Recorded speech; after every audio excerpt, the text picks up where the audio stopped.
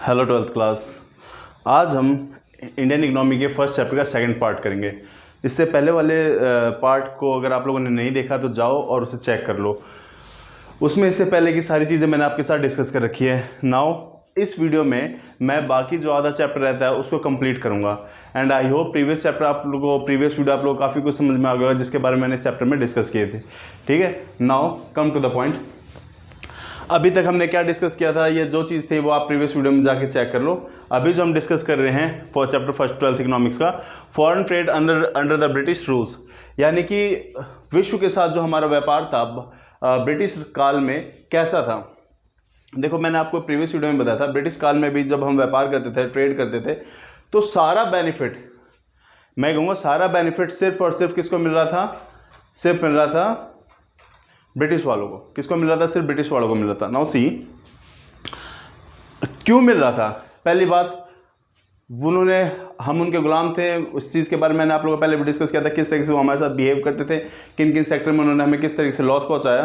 अब दो सेक्टर के बारे में हम बात कर चुके हैं, तीसरा sector foreign trade. Foreign trade भी किसी इकोनॉमी का सबसे एक मेन पार्ट होता है इनकम सोर्स का। ठीक है, नाउ सी, नेट क्या पॉइंट थे फॉरेन ट्रेड में? जो ब्रिटिश रूल थे उन्होंने क्या पॉलिसी थी, या उनके जब वो थे तो हमें क्या मतलब कि फायदे हो रहे थे या नुकसान हो रहे थे? सबसे पहला पॉइंट कहूंगा, net exporter of primary products and importer of finished goods. दोबारा पढ़ देता हूं, net exporter of primary products and importer of finished goods. आप एक बार देख लो, कच्चे माल का शुद्ध निर्यातक और तैयार माल का आयातक। इसका मतलब क्या हुआ? यानी ब्रिटिश वाले क्या करते थे, बहुत इजीली हमारे पास से जो हमारे कच्चे माल थे हमारे किसान भाइयों से बहुत सस्ते दामों पे लेके जाते थे, या तो मैं कहूंगा कि उन्हें जो है पैसे नहीं देते थे, और उस कच्चे माल को ले जाके वहां सामान बनाते थे, और जो फिनिश गुड था, अंतिम वस्तु थी, तैयार माल था, वो लाके हमारे देश में महंगा बेचते थे। मैंने एग्जांपल दिया था, मान लो हमारे किसान भाई से 25 पैसे में चीज खरीदते थे और उसी का सामान बना के यहाँ पे 15 रुपए 20 रुपए में बेचते थे। कुछ इस तरीके से वो अपना प्रॉफिट कमाते थे। अब इसमें क्या होता था, उनको एक्सपोर्ट इंपोर्ट में उनको टैक्स नहीं पे करना पड़ता। ब्रिटिश रूल ने बहुत स्मार्टली खेला था। उन्होंने क्या था, अगर इंडियन अगर कहीं पे ट्रेड करेगा वर्ल्ड वाइड या दूसरे देश के साथ ट्रेड करेगा तो उसे एक ह्यूज अमाउंट में टैक्स पे करना पड़ता था, लेकिन अगर ब्रिटिश वाले कुछ इंपोर्ट एक्सपोर्ट करेंगे तो वो फ्री था। इसी का फायदा उठाया, इसलिए कच्चे माल का शुद्ध निर्यातक, net exporter of primary products and importer of finish goods, तैयार माल का आयातक, यानी कि वो हमारे यहां से कच्चा माल खरीदते थे और बहुत सस्ते दाम में हमसे खरीदते थे, और उसी का फाइनल गुड्स बना के हमारे देश के मार्केट में लाते थे और उन्हें बेचते थे, और एक अच्छा खासा मार्जिन रखते थे, प्रॉफिट रखते थे।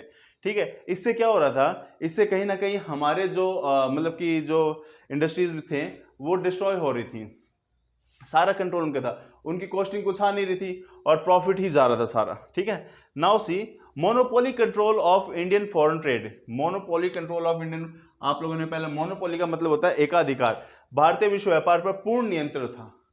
देखो, देखने के लिए अगर आप दूर से देखोगे तो आपको ये लगेगा कि यार इंडिया का तो बहुत सामान बिक रहा है, लेकिन बिक नहीं रहा था, वो लॉस में जा रहा था। सपोज दैट किसी की एक दुकान है और वो 5 रुपए की चीज को 1 रुपए में बेच रहा है, तो डैम श्योर उसके पास बहुत ज्यादा कस्टमर आएंगे, लेकिन उसका जितना सामान बिकेगा उसे सिर्फ लॉस होगा, क्योंकि वो 5 रुपए के सामान को किस में बेच रहा है? 1 रुपए में बेच रहा है। अब उस 1 रुपए में बेचने के चक्कर में कस्टमर तो बहुत सारे आ गए, सामने वालों को लगा इनको तो बहुत प्रॉफिट हो रहा है, लेकिन रियलिटी क्या है, हर प्रोडक्ट पे उसको लॉस हो रहा है। कुछ ऐसा ही हुआ था हमारे इंडियन ट्रेड के साथ भी, क्योंकि हमारा पूरा कंट्रोल किनके अंदर चला गया था? फॉरेन ट्रेड का, ब्रिटिश वालों ने।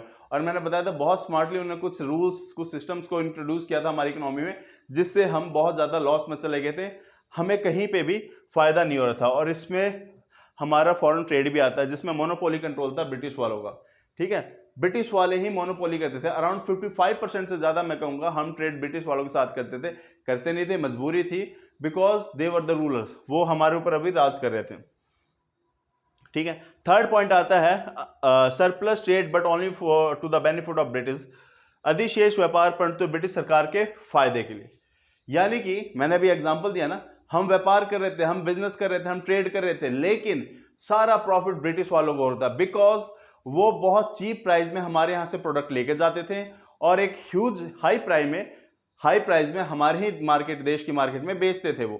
ठीक है, तो क्या हो रहा था इससे कि उनका सामान देखो, उनकी कॉस्टिंग कुछ भी नहीं आ रही थी, बहुत कम आ रही थी, और वो यहां लाके मार्केट बहुत हाई प्राइस पे बेच रहे थे। फर्स्ट पॉइंट है ना, नेट एक्सपोर्टर, यानी हमारे यहां से जो है सामान लेके जाते थे नेट से, ठीक है, बहुत सस्ते में पड़ता था उन्हें, जैसा कि मैं उन लोगों के रूल के बारे में आप लोगों को पता, बहुत सस्ते में पड़ता था, और जब वो लाके हमारे देश में बेचते थे तो वही सामान बहुत महंगा बिकता था, और वो काफी कुछ सामान लाके हमारे देश में बेचते थे। लिखा ना, an importer of the finish good, यानी हमारे देश की अर्थव्यवस्था, हमारे देश की मार्केट में अपना सामान लाके बेचते थे।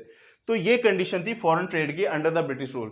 इससे भी हमें बहुत लॉस हुआ, क्योंकि वो रूल कर रहे थे तो उन्होंने हमारे लगभग हर एक चीज को अपने कंट्रोल में रख लिया था, हर एक चीज को कंट्रोल में रख लिया था इन द सेंस कि वो जिस चीज पे चाहें उस पे अपना जो रूल चाहे वो अप्लाई कर सकते थे, और ये ऐसे ही उन्होंने हमारे देश के फॉरेन ट्रेड के साथ भी किया।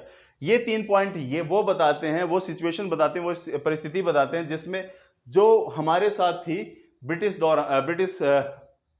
जब हमारे देश में थे, ब्रिटिश काल में, ठीक है। पहला मैं एक बार रिवाइज करता हूं, net exporter of primary products and importer of finish good, कच्चा माल हमारे यहां से ले जाते थे, फिनिश गुड हमारे मार्केट में लाके बेचते थे। Monopoly control of Indian foreign trade, monopoly का मतलब होता है एकाधिकार, पूरा कंट्रोल था उनका भारत के फॉरेन ट्रेड पे, वो जैसे चाहे पॉलिसीज बनाते थे, जिस तरीके से चाहे अपने प्रोडक्ट को इंट्रोड्यूस करते थे मार्केट में। And third one is surplus trade but only to the benefit of British, फायदा हो रहा था, मतलब ट्रेड बहुत अच्छा चल रहा था, लेकिन सारा ही भारत के लिए तो लॉस में था, फॉर इंडियन ट्रेड वो लॉस में ही जा रहा था, लॉस मेकिंग था। लेकिन ब्रिटिश के लिए बात करूं तो ब्रिटिश के लिए वो क्या था, प्रॉफिट मेकिंग था, क्योंकि उनकी कॉस्टिंग कुछ नहीं आई थी, हमसे फोर्सफुली हमारे किसान भाइयों से वो प्रोडक्ट को लेते थे और फिर हमारे देश में उसका फाइनल गुड बना के हमें ही बेच देते थे। इससे होता क्या था, इससे ये होता था उनकी कॉस्टिंग कुछ नहीं आती थी, लेकिन इसके साथ साथ हमारा विश्व के साथ व्यापार भी, रिलेशन भी खराब हो गया। जैसे मैंने बताया था ना, ब्रिटिश के आने से पहले हमारे देश के कई प्रोडक्ट वर्ल्ड वाइड बहुत फेमस थे, जैसे हैंडीक्राफ्ट स्टोन, प्रीसियस स्टोन थे, मेटल थे, बहुत सारी चीजें थी जो हम विश्व के साथ ट्रेड करते थे, और उसके बदले में हमें गोल्ड मिलता था। मैंने इसे प्रीवियस वीडियो में बहुत अच्छे से समझा रखा है, आप एक बार चाहो तो उसको भी एक बार दोबारा देख लो, उससे क्या आपको पॉइंट क्लियर हो जाएंगे। लेकिन जब ब्रिटिश आए तो उन्होंने हर एक चीज को खराब कर दिया, और इसके कारण क्या हुआ, रेस्ट इज हिस्ट्री, कि उन्होंने हमारे फॉरेन ट्रेड को बिल्कुल ही बर्बाद करके रख दिया। सिर्फ और सिर्फ अपने बेनिफिट के लिए उन्होंने फॉरेन ट्रेड को सिर्फ यूज किया, और पूरे विश्व के साथ हमारे रिलेशन भी इससे खराब हो गए। ठीक है 12th क्लास, तो foreign trade under British rule I hope clear हो गया होगा। फिर भी कोई डाउट रहता है तो आप लोग मुझे कमेंट करो, मुझसे पूछ सकते हो। Now come to the next point. Now see 12th class, अब हम डेमोग्राफिक प्रोफाइल के बारे में बात करते हैं। हमारे देश में 1947 के आसपास की अगर मैं बात करूं, डेमोग्राफिक प्रोफाइल जो थी वो भी बहुत ज़्यादा खराब थी। डेमोग्राफिक प्रोफाइल में कुछ चीज़ें इंक्लूड होती हैं। सबसे पहले literacy rate, birth and death rate, life expectancy and infant mortality rate. इससे ये पता चलता है जो हमारा समाज है, या फिर वहाँ पे चीज़ों की फैसिलिटीज़, जेंडर इनइक्वलिटी, जेंडर बाइस, इन चीज़ों के बारे में हमें पता चलता है। तो 1947 वो टाइम पीरियड था जब हमारा देश आज़ाद हुआ था, और बहुत ब्रूटली ब्रिटिश ने हमें लूटा था। तो उससे अभी हमें कवर होने में बहुत टाइम लगा। जो आज की लाइफ एक्सपेक्टेंसी, ये सारी चीज़ें जो मैं अभी आपको बताऊंगा, ये 1947 की बता रहा हूँ मैं, जब हमारा देश आज़ाद हुआ था उस टाइम की बात कर रहा हूँ। सबसे पहले मैं बात करूँ लिटरेसी रेट, तो लिटरेसी रेट जो थी, लिटरेसी रेट का मतलब क्या होता है, साक्षरता दर का। तो इसका मतलब होता है कितने % लोग पढ़े लिखे थे। उस टाइम हमारे देश में अराउंड 60% ही लोग ऐसे थे जो पढ़े लिखे थे, पूरी पॉपुलेशन का ओनली 60%, सिर्फ 16, आई एम सेइंग 16% लोग थे जो सिर्फ पढ़े लिखे थे। लिटरेसी रेट में वही लोग आते हैं जो पढ़े लिखे होते हैं। लेकिन उसमें भी जो सबसे खराब सिचुएशन थी वो फीमेल की थी। फीमेल जो थे, पूरी जितनी भारत में महिलाएं थी उनमें से ये माना जाता है लगभग 7% के आसपास महिलाएं पढ़ी लिखी थी। इसका मतलब होता क्या है, ये सोसाइटी के किस वीकनेस को दिखाता है, ये सोसाइटी के हमारे जेंडर बाइस को दिखाता है। उस टाइम ऐसा था, महिलाओं को पढ़ाई के लिए नहीं भेजा जाता था, एक अलग मेंटेलिटी थी जो आज काफी हद तक बदल गई है। तो उस टाइम की अगर हम बात करें तो हमारी लिटरेसी रेट बहुत कम थी, लगभग 16% थी और उसमें से भी सबसे खराब स्थिति थी महिलाओं की, ओनली 7% थी। Now come to the second point, British birth and the death rate, यानी जो जन्म दर और मृत्यु दर थी वो कैसी थी, दोनों ही हाई थी। फर्स्ट ऑफ ऑल जन्म दर का मतलब क्या है कि बच्चे पैदा होने, उस टाइम ना हमारे पास जो है साइंस नॉलेज इन चीज़ों के बारे में नहीं थी, ठीक है। तो उस टाइम ना जो पॉपुलेशन थी, जो जन्म दर था वो भी बहुत ज़्यादा था। लेकिन हमारे पास मेडिकल फैसिलिटीज जितनी आज एडवांस है, जितनी आज अवेलेबल है, उतनी नहीं थी। वहाँ पहले ऐसी काफ़ी मतलब कि आपको हर जगह हॉस्पिटल ये सब ऐसी सुविधाएं नहीं मिलती थी, काफ़ी ज़्यादा स्ट्रगल करना पड़ता, बहुत दूर दूर काफ़ी कई किलोमीटर दूर छोटे हॉस्पिटल होते थे जहाँ पे थोड़े बहुत इलाज होते थे। उसके बाद 1947 के बाद हमने कई बीमारियों का इलाज ढूंढ लिया है। लेकिन हम बात करें 1947 की, तो उस time birth rate and death rate दोनों बहुत हाई थे। दोनों क्या थे? हाई थे, उच्च दर पे थे। यानी जन्म दर और मृत्यु दर जो थी हमारे समाज में बहुत ज्यादा थी। अब ये किस चीज को शो करता है? ये शो करता है पुअर्टी। पुअर्टी गरीबी को शो करता है। कैसे? ज्यादा लोग कम रिसोर्सेज मिलेंगे, ठीक है, ज्यादा लोग अगर कम रिसोर्सेज मिले, इसका मतलब क्या? पुअर्टी। 10 लोगों में 2 चीज का बांटना और 2 लोगों में 2 चीजों का बांटना। आप समझ रहे हो ना कहां पे ज्यादा फायदा हो रहा है? उस टाइम यही होता है, क्योंकि जन्म दर बहुत ज्यादा था, तो उसके कारण रिसोर्सेज अच्छे से डिस्ट्रीब्यूट नहीं हो पाते थे। सेम ऐसे मृत्यु दर भी था। ठीक, नेक्स्ट पॉइंट जो हम बात करें, लाइफ एक्सपेक्टेंसी। उस टाइम जैसे आज हम 67 69.5 समथिंग ये एक्सपेक्टेंसी करते हैं, लेकिन उस टाइम की अगर मैं बात करूं तो उस टाइम बस 32 ईयर्स के आसपास की लाइफ, जीवन प्रत्याशा, लाइफ एक्सपेक्टेंसी मानी जाती थी कि हमारे देश की जो एक आम नागरिक, एक जनता लगभग 20 साल तक जी पाता था। क्यों? महामारी बहुत थी, उसके इलाज नहीं थे, भूखमरी, गरीबी, बहुत सारी समस्याएं थी जिसको हम जूझ रहे थे। ठीक है, तो उस टाइम की अगर मैं बात करूं तो जीवन प्रत्याशा, लाइफ एक्सपेक्टेंसी भी हमारे देश की बहुत जो है कम थी, ओनली 32 ईयर्स थी। आज 67 68 69 के आसपास है। ठीक है, लास्ट पॉइंट, इन्फेंट मोर्टेलिटी, शिशु मृत्यु दर। शिशु मृत्यु दर होता क्या है कि 1000 बच्चों में से 1 साल के अंदर कितने बच्चों की मृत्यु हो जाती है, उसे कहते हैं शिशु मृत्यु दर, इन्फेंट मोर्टेलिटी रेट। वो भी काफी हाई थी, वो थी हमारी 218 के आसपास, यानी 1000 बच्चों में 218 बच्चों की डेथ हो जाती थी, because of lack of medical facilities. Medical facilities हमारे पास ज्यादा थी नहीं, इसके कारण होती थी। अब आ जाओ द मेन पॉइंट, ये लाइफ एक्सपेक्टेंसी, ये जीवन प्रत्याशा, शिशु मृत्यु दर, ठीक है, इन्फेंट मोर्टेलिटी समाज के किस वीक पॉइंट को दिखाता है? ये दिखाता है हेल्थ फैसिलिटीज। जैसे मैंने आपको बताया ना कि उस टाइम हमारे पास हेल्थ फैसिलिटीज इतनी ज्यादा नहीं थी और इतनी एडवांस नहीं थी कि हम इन चीजों पे कंट्रोल कर सकें। ठीक है, जैसे अभी लास्ट टाइम कोरोना में आप लोगों ने देखा था, हमारे पास इतनी अच्छी मेडिकल फैसिलिटीज नहीं थी, तो बहुत सारे लोगों की डेथ होगी, बिकॉज क्योंकि हम उतने ज्यादा अवेयर नहीं थे या हमारी ही गलती थी। उसी तरीके से यानी कि हेल्थ फैसिलिटी इतनी नहीं थी कि हम इस महामारी से लड़ सके, लेकिन फिर हमने अपने आप को कवर अप किया, ठीक है, और काफी आगे बढ़े। सेम इसी तरीके से इन दोनों पॉइंटों की बात करूं तो ये हेल्थ फैसिलिटीज को दिखाती हैं, स्वास्थ्य सुविधाओं को दिखाती है। उस टाइम हमारे देश में स्वास्थ्य सुविधाएं इतनी ज्यादा उच्च दर्जे की नहीं थी, हाई लेवल की नहीं थी। आज हर जगह बहुत कम ही डिस्टेंस में हॉस्पिटल, छोटे छोटे डिस्पेंसरीज, सरकार भी बहुत कुछ कर रही है ताकि हेल्थ पे काम कर सके। ये सारी चीजें अगर देखो, किसी देश की अगर हमें चेक करना होता है ना कि वो कितना डेवलप है, तो उसकी हेल्थ फैसिलिटीज चेक करते हैं, उसके इंफ्रास्ट्रक्चर को चेक करते हैं, इन चीजों से हम पता करते हैं।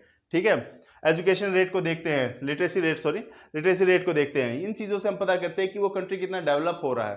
ठीक है, इन चीजों से हम उसकी डेवलपमेंट को भी मेजर करते हैं। तो जो हमारा डेमोग्राफिक प्रोफाइल था अराउंड 1947 के आसपास, वो इस तरीके से था। आई होप 12th क्लास आप लोगों को इतना समझ में आ गया होगा डेमोग्राफिक के बारे में। ठीक है, अब हम अपने नेक्स्ट पॉइंट की तरफ चलते हैं। नाउ सी 12th क्लास, हमारा नेक्स्ट पॉइंट है ऑक्यूपेशन स्ट्रक्चर। 1947 के आसपास हमारा ऑक्यूपेशन सेक्टर कैसा था? देखो, हर इकोनॉमी में ना 3 सेक्टर होते हैं, primary sector, secondary sector, territory sector. प्राथमिक क्षेत्र, द्वितीय क्षेत्र और तृतीय क्षेत्र। ठीक है, प्राथमिक क्षेत्र हमारा बेसिकली एग्रीकल्चर या मैं कह सकता हूँ नेचुरल प्रोडक्ट्स से रिलेटेड होता था। आप लोग लिख लो इसको बेशक। प्राइमरी सेक्टर हमारा किससे रिलेट होता था? रिलेट होता है नेचर से मिलने वाली चीजों, जिसमें हम एग्रीकल्चर को प्रायोरिटी देते हैं। ठीक है, फिशिंग, हर एक चीज जो हमें नेचर से मिल रहे प्रोडक्ट, बेसिकली हम जब उसको सेल करते हैं। सेकेंडरी सेक्टर में आता है छोटे, स्मॉल, लार्ज स्केल की इंडस्ट्रीज। सेकंड सेक्टर में क्या होता है? सेकेंडरी सेक्टर में, द्वितीय क्षेत्र में होता है स्मॉल और लार्ज स्केल ऑफ इंडस्ट्रीज, बड़े और छोटे क्षेत्र के व्यवसाय। व्यवसाय होता है क्या? जिसमें हम कच्चा माल से अंतिम वस्तु बनाते हैं, रॉ मटेरियल से फाइनल गुड्स बनाते हैं, उनको हम काउंट करते हैं सेकेंडरी में। प्राइमरी में हम क्या काउंट करते हैं? प्राइमरी में काउंट करते हैं हम नेचर से मिलने वाले प्रोडक्ट्स को, जिसको हम सेल करते हैं, जैसे मैंने बताया एग्रीकल्चर, फिशिंग और बहुत सारी चीजें, एनिमल हस्बेंड्री, बहुत सारी चीजें। सेकेंडरी सेक्टर में क्या आता है? सेकेंडरी सेक्टर में आता है जब हम कच्चे माल से फाइनल गुड्स बनाते हैं। जैसे कि हमने गेहूं लिया, गेहूं से हमने कुछ भी बना दिया, कोई मतलब प्रोडक्ट बना दिया, जो भी, ठीक है, ओट्स वोट्स बिस्किट बिस्किट जो चीज़ें हम बना रहे हैं, वहाँ पे क्या हो रहा है सेकेंडरी में, क्योंकि वो मशीनों के थ्रू बन रही है। और टेरिटरी सेक्टर में आता है, तृतीय क्षेत्र में आता है सर्विसेज। सर्विसेज सर्विसेज यानी कि डॉक्टर की, टीचर की, लॉयर की, बहुत सारी सर्विसेज जो हम यूज करते हैं। देखो, जिस देश में प्राइमरी सेक्टर में ज्यादा लोग होंगे, ये सिंबल होता है कि वो देश अभी ज्यादा डेवलप नहीं है, क्योंकि प्राइमरी सेक्टर, कृषि से हम उतना अर्न नहीं कर सकते जितना बिजनेस इन चीजों से कर सकते हैं। कर सकते हैं, ऐसा नहीं है, लेकिन अगर देश की बड़ी जो है पॉपुलेशन अगर यहाँ पे है, तो कहीं ना कहीं उसके डेवलप होने के चांसेस थोड़े से कम हो जाते हैं, बिकॉज यहाँ पे उतना प्रॉफिट नहीं होता था। मैं बात करूं 1947 की, उस टाइम हमारे पास एग्रीकल्चर के लिए फैसिलिटीज भी नहीं थी, बहुत सारे इक्विपमेंट्स नहीं थे, साधन नहीं थी, तकनीक नहीं थी, इतनी नॉलेज नहीं थी, लेकिन फिर भी प्राइमरी सेक्टर में लोग ज्यादा थे। प्राइमरी सेक्टर में लोग ज्यादा होने का मतलब क्या है? इनकम का कम होना, ठीक है, इनकम का कम होना। नाउ सेकेंडरी सेक्टर में सिर्फ 10.1% लोग थे। सेकेंडरी सेक्टर में कितने? सिर्फ 10.1% लोग थे। और टेरिटरी जो अपना तृतीय क्षेत्र उसमें थे हमारे 17.2%। तो सेकेंडरी और टेरिटरी सेक्टर में ज्यादा होने चाहिए थे, वहां वो देश ज्यादा डेवलप करता है जिसमें सेकेंडरी और टेरिटरी में ज्यादा होते हैं। प्राइमरी में भी हो, ऐसा नहीं प्राइमरी में, लेकिन इनमें भी बहुत अच्छा खासा मार्जिन होना चाहिए था। लेकिन यहाँ पे तो उल्टा था, हमारे देश की बहुत सारी पॉपुलेशन जो थी, सिर्फ क्योंकि वो गांव में रहती थी, और गांव में सबसे जो मेन ऑक्यूपेशन होता है वो खेती बाड़ी होता है, तो खेती बाड़ी यानी कि कृषि, इन चीजों से रिलेटेड, पशुपालन, इन चीजों से रिलेटेड थी।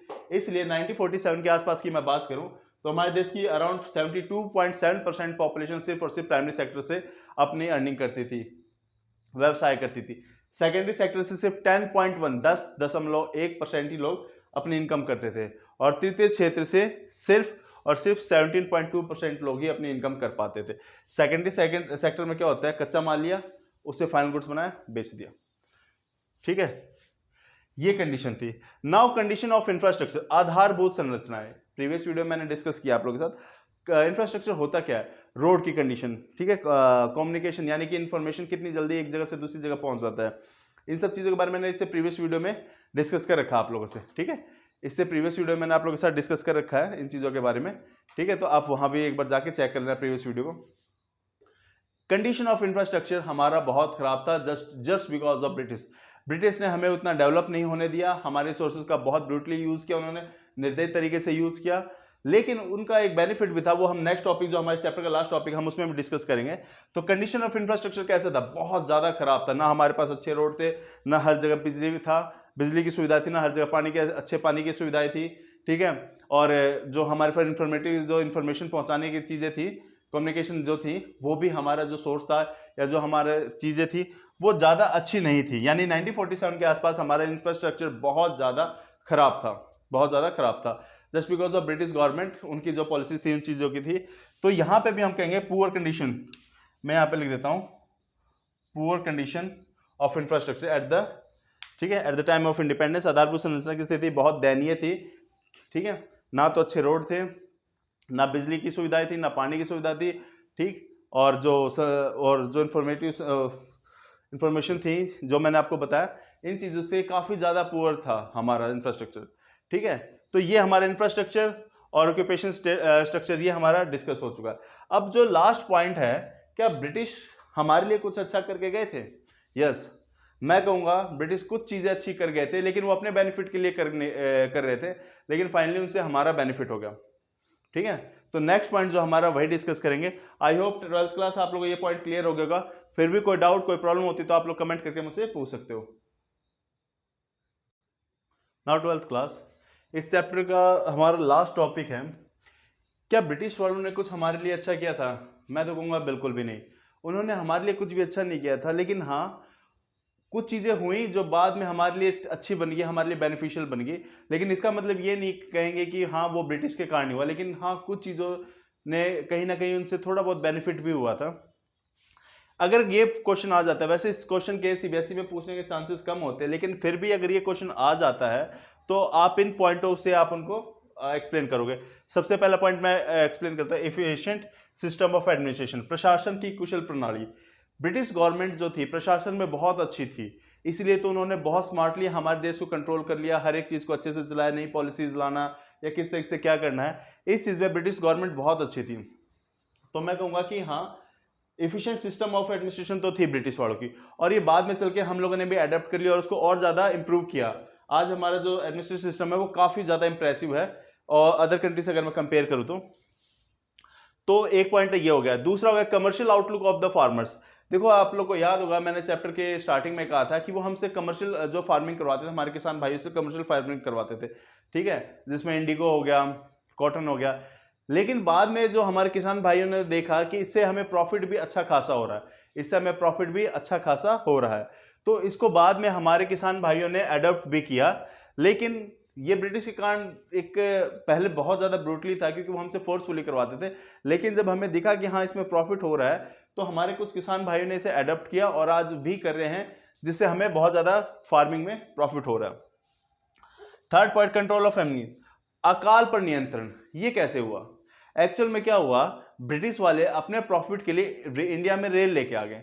अब रेल से क्या होता था कि हम किसी भी स्टेट में, किसी भी राज्य में, कहीं भी, किसी जगह भी अपने खाने पीने के सामान को पहुंचा सकते थे। अगर मान लो कहीं पे अकाल पड़ रहा है तो हम एक स्टेट से खाना उठाया और हम वहां बहुत आसानी से ले गए, just because of railway, Indian railway. तो रेल के कारण यातायात की सुविधा उन्होंने काफी कुछ अच्छी कर दी थी, ठीक है। उसके कारण देश में अकाल पे जो हमने काफी हद तक नियंत्रण पा लिया था, यानी चीजों को लाने ले जाने में हमारे पास सब सुविधाएं थी। तो जैसे किसी राज्य में अगर कुछ अकाल पड़ रहा है, वहां की फसलें अच्छी नहीं हुई, ठीक, क्रॉप जो प्रोडक्शन अच्छा नहीं हुआ, प्रोडक्टिविटी अच्छी नहीं हुई, तो वहां दूसरे स्टेट जो है अपना थोड़ा थोड़ा अनाज ले जाके बहुत इजीली उनको प्रोवाइड करवा सकते थे। न्यू अपॉर्चुनिटी ऑफ एम्प्लॉयमेंट, रोजगार के नए अवसर। जी हाँ, क्योंकि देखो उन्होंने बहुत सारी चीजों को भी इंडिया में डेवलप किया था, ठीक है। जैसे अगर मैं कहूँ इंडियन रेलवे की बात करूँ तो उसमें भी एम्प्लॉयमेंट चाहिए, तो वो जो करके गए थे ना उससे एम्प्लॉयमेंट भी जनरेट हुई थी, ठीक है, इंडिया के लोग। क्योंकि जब वो गए तो बहुत सारी पोस्ट वैकेंट होगी, खाली होगी, तो वहां के लोग, वहां के जो पोस्ट थी उनको फिल करने के लिए हमारे देश के, इंडिया के लोग जो थे आ गया, उनको जॉब मिली। यानी कि हम कह सकते हैं कि new opportunity for of employment, रोजगार के नए अवसर भी वो दे के गए। मॉनेटरी सिस्टम, मौद्रिक प्रणाली। बहुत पहले हमारे देश में मौद्रिक प्रणाली नहीं थी, यानी हम जो बार्टर सिस्टम का यूज करते थे, वस्तु विनिमय प्रणाली यूज करते थे, वस्तु विनिमय प्रणाली। लेकिन उसके बाद क्या हुआ, जब अंग्रेज आए तो उन्होंने मॉनेटरी सिस्टम स्टार्ट कर दिया, यानी पैसों के बदले चीजों का लेना देना, ठीक है। तो ये बाद में चल के हमारे लिए बहुत बेनिफिट ले गया, और फिर हमने इसको अडॉप्ट किया और हम इसको कंटिन्यू करते हैं। आज भी हम वस्तुओं के बदले वस्तु नहीं देते, बल्कि हम पैसों के बदले वस्तु देते हैं, जिसको जो वस्तु के बदले वस्तु देते हैं, ठीक है, एक्सचेंज ऑफ गुड्स, उसको हम कहते हैं बार्टर सिस्टम। वस्तु विनिमय प्रणाली जो अब खत्म हो चुकी है, अब हम मॉनेटरी सिस्टम को, मौद्रिक प्रणाली को फॉलो करते हैं। तो 12th क्लास हमारा फर्स्ट चैप्टर ये था। आई होप आप लोगों को काफी कुछ पॉइंट समझ में आ गए होंगे, मैंने लिख के दिखाए हैं, उनको एक्सप्लेन भी किया है। अगर आप लोग कुछ चीजें समझ नहीं आई तो आप मुझे कमेंट्स करो, और जो मैं बता रहा हूँ आप उनको और थोड़ा सा एक्सप्लेन करके आप अपने आंसर में भी लिख सकते हो, जिससे क्या होता है, हम इकोनॉमिक्स की एक सबसे बड़ी बीमारी क्या है, आपको लगेगा कि आपको समझ में आ गया, बट टू बी फ्रैंक जब आप लिखने बैठोगे तो आप सोचोगे कि अब लिखना कैसे, स्टार्टिंग कैसे करनी है। तो मैं जो आर्ट्स के बच्चे हैं या जो कॉमर्स के बच्चे हैं, मैं उनको सजेस्ट करूंगा इकोनॉमिक्स को, जो कॉमर्स के बच्चे, इकोनॉमिक्स और बीएसटी को हल्के में मत लो, क्योंकि आपको लगा कि आपको आ गया, लेकिन जब आप लिखने बैठोगे, एक्सप्लेन करने बैठोगे, तो आपके दिमाग से गायब हो जाती है वो चीजें। तो सुनने में चीजें याद होगी, आप उसको एक्सप्लेन भी करोगे तो मैं ये नहीं कर पाओगे। तो मैं कहूंगा इकोनॉमिक्स की आप रिटर्न में जितनी प्रैक्टिस करोगे उतना आपके लिए बेनिफिशियल होगा। सेम बीएसटी के लिए, और सेम 12th क्लास के आर्ट्स के स्टूडेंट के लिए जो इकोनॉमिक्स पढ़ते हैं, इकोनॉमिक्स को हिस्ट्री, जियो, पोल साइंस, इनको लाइटली मत लो कि समझ में आ गया तो लिख देंगे। बहुत कम ऐसे प्रो प्लेयर होते हैं जो समझते हैं, जो याद कर लेते हैं, लेकिन सबके बस की ये चीजें नहीं है। तो आई रिकमेंड कि आप लोग इनको लिख के देखो, इनके नोट्स बनाओ। नोट्स बनाने के फायदे क्या हैं, जब जनवरी फरवरी आएगी ना तो आपको पूरा चैप्टर खंगाल लेंगे, जो आप नोट पढ़ोगे, बूम, चैप्टर तैयार हो गया आपका, उसमें सारे पॉइंट लिखे हैं। दिमाग इतना तो हमारे इस एज में आने के बाद मैच्योर हो जाता है कि चीज़ों को बहुत जल्दी एनालाइज कर लेता है, याद आ जाती है, मेमोरीज में होती है, याद आ जाती है। तो इनके नोट्स बना लो और इससे कहीं ना कहीं आपको बेनिफिट होगा, ठीक है। ये टाइम बचाएगा आपका जनवरी फरवरी में, मार्च में, जब आपके एग्जाम बहुत आपके क्लोज होंगे। तो I hope 12th class first chapter हमारा अच्छे से क्लियर होगा। कोई डाउट कुछ होता है तो आप मुझसे पूछ लो, और जिन्होंने जो सीधे इसी वीडियो पे आए हैं, मैं रिकमेंड करूंगा, मैं इस वीडियो के एंड में अपने फर्स्ट पार्ट की लिंक डाल दूंगा, उसको जरूर देख लेना, ठीक है। उससे आपके काफ़ी डाउट्स क्लियर हो जाएंगे। आई होप 12th क्लास हमने चैप्टर अच्छे से कर लिया। Thanks 12th class, enjoy your day.